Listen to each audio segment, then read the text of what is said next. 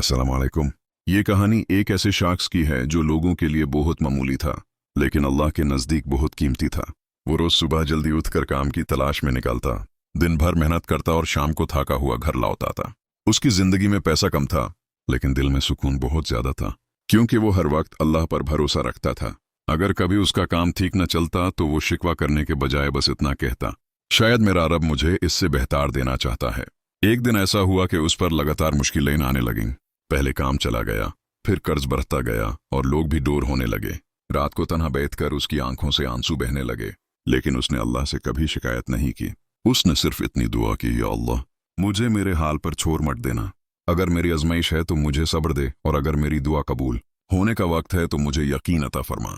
कुछ दिन यूं ही गुजरे और उसे लगने लगा कि शायद अब कोई रास्ता नहीं बचा, लेकिन अल्लाह अपने बंदे को कभी मायूस नहीं करता। एक दिन अचानक एक मौका उसके सामने आया जहां से उसने कभी उम्मीद भी नहीं की थी। एक छोटा सा काम मिला जो बाहर से मामूली लगता था, लेकिन उसने उसे ईमानदारी और मेहनत से अंजाम दिया। धीरे धीरे उसका काम बढ़ता गया, कर्ज उतरता गया और जिंदगी में आसानी आने लगी। जब हालात बेहतर हो गए तो उस शख्स ने पीछे मुड़कर देखा और उसे समझ आया कि अल्लाह ने उसे मुश्किल से निकाल कर सिर्फ इसलिए गुजारा था ताकि उसका यकीन मजबूत हो जाए। उस वक्त उसके दिल से ये अल्फाज निकले कि अगर अल्लाह पर भरोसा हो तो अंधेरा भी रोशनी बन जाता है।